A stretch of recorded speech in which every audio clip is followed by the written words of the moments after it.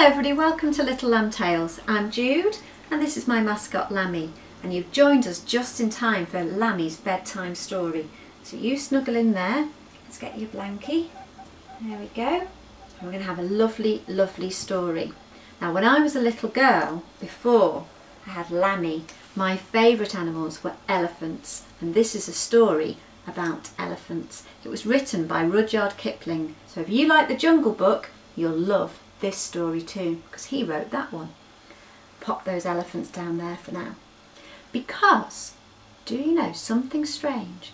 This story was written when elephants didn't look the way they do now. Elephants used to have a short, squashy nose. Yes, they did. They did, Lammy. They really did. And this is what happened one day when an elephant met a crocodile. Here we go. Long, long ago in Africa, there were a herd of elephants, and one year they had a baby elephant, and that elephant was very, very curious, which means he liked to know all kinds of things. And every day he'd ask his mum and dad lots and lots of different questions, and they got fed up, and eventually they just shouted at him, and they sent him off into the jungle to meet all the other animals and ask them. So the elephant went through the jungle and found the ostrich. "Why do you have such a long neck?" he asked. "How dare you?" said the ostrich, and shouted at the baby elephant. So the baby elephant carried on through the jungle until he came upon a giraffe. "Oh, Mr. Giraffe, why do you have such a spotty skin?" "How dare you?" said the giraffe, and shouted at the elephant again. Anyway, the elephant carried on thinking, everyone is shouting at me. He thought, I'll ask one last person. He came upon a hippopotamus wallowing in a muddy hole. "Hippopotamus, why do you have such red eyes?" "How dare you?" said the hippopotamus, and shouted at him some more. The baby elephant got back to his herd that night. He said, "Everyone keeps shouting at me," and he went to bed. The next day he thought, I'm going to ask one more question. So he went to his mum and dad and said, "Well, you don't like asking questions, but I've got another one. What do crocodiles eat for their tea?" said his mum and dad. "You must never ask that question." "But I really, really want to know," said the baby elephant. "Well, if you must go through the jungle and find out for yourself." And off the baby elephant went once more. And as he went, he saw up in the trees a beautiful cola bird. And he called up to the bird, "Excuse me, can you maybe answer a question?" And the bird flew down and said, "I'll see what I can do." He perched down next to him, and the baby elephant said, "I really want to know what crocodiles eat for their tea." said the cola bird. "You must not ask this question. It's very dangerous." "But I really, really, really want to know," said the elephant. "Well, in that case you must go to the Limpopo River and find out for yourself. But be very, very careful." And so the elephant went on his way, and he walked and he walked and he walked and he walked for days and days and days, and eventually he could see something glimmering in the distance. But just before he got there, he noticed a long snake having a big snood wrapped around a rock. And he went over and said, "Excuse me, Mr. Snake." "Yes," said the snake. "I just wondered if you could answer a question I have.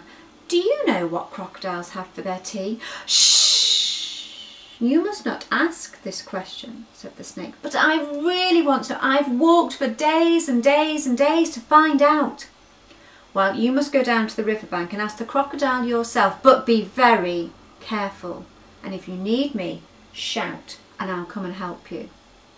And so the elephant walked to the edge of the river and looked, but could see nothing. Just then, two eyes appeared over the top of the water, and lots of teeth.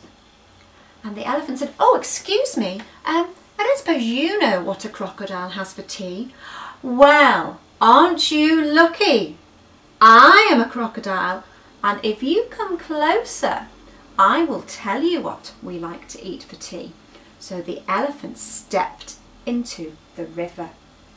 And the crocodile said, "Oh no, you've got to come much closer than that." "Oh no, Lammy's shaking. I wonder what's going to happen." And the elephant got closer to the crocodile, and the crocodile got closer to the elephant. And as the elephant bent down his head, whoom, the crocodile snapped his jaws around that nose and wouldn't let go. "Ow! Ow! You're hurting," said the elephant. "Let go of my nose! Let go! Let go!" And the elephant pulled and pulled with all his might, but the crocodile would not let go. And the crocodile pulled one way and the elephant pulled the other, and slowly but surely that nose started to stretch. "Ow! Let me go! Let me go! You're hurting my nose!" said the elephant. And as he yelled, Mr. Snake, who was snoozing, woke up and thought, "Yikes!" And he slithered down to the river to see what he could do to help. And when he got there, he saw a terrible sight. There was Mr. Crocodile pulling on the nose, and there was the elephant pulling, and they were pulling and pulling, and all that was happening was the nose was getting longer and longer. "Help! Help!" said the elephant. "It's really hurting my nose."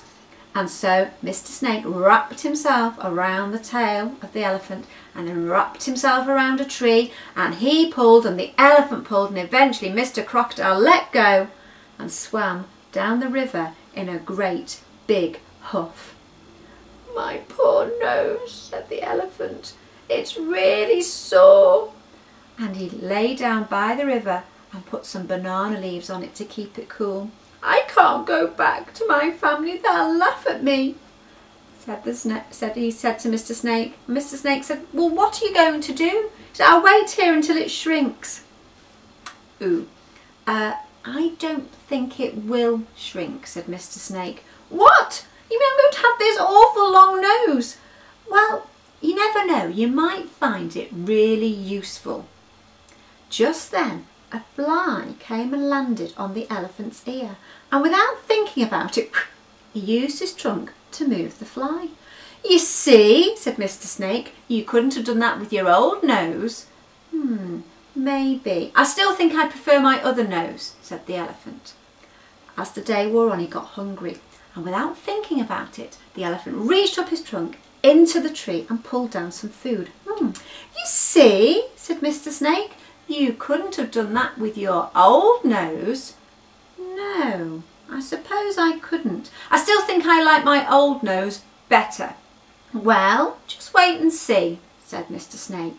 As the day wore on, it got so hot and the sun was beating down, and Mr. Elephant walked into the river and without thinking used his new nose to splash water all over his back. "You see," called Mr. Snake from the river bank, "you couldn't have done that with your old nose." No, I suppose not. Maybe my new nose is pretty good.